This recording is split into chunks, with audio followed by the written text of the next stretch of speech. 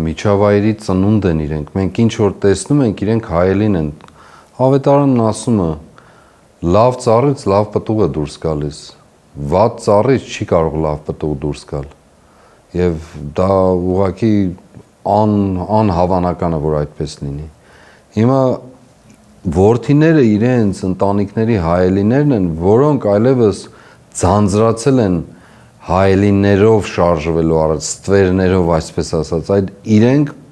այլևս իրենց ցույց են տալիս հասարակության մեջ։ Սա այն տագնապի նշանն է, որ այս մարդիկ եւ իրենց նման վստահաբար շատերը կամ ոմանք, որ այս մարդիկ եթե հանրային կյանքում այսպիսի դրսևորում ունեն, զսպվածություն չունեն, որևէ կերպով չեն փորձում հանրային կյանքում աչքի չընկնել եւ այլն, պատկերացրեք տանը ինչ են խոսում այս նույն ժողովրդի մասին, տանը ինչեր են ասում, եթե մեկը ինքը հրապարակային իրեն թույլ է տալիս, մենք դժվարանում ենք խոսել այդ բառերը արտասանել, չէ՞, եթե մեկը իրեն հրապարակային տեսախցիկներ թույլ է տալիս այդ տարիքի մարդ, այդպիսի անվանարկող ինչ ասեմ, ամենակեղտոտ բառապաշարն օգտագործել, դուք պատկերացրեք տանը ինչ է լինում, որտեղ տեսախցիկներ չկան,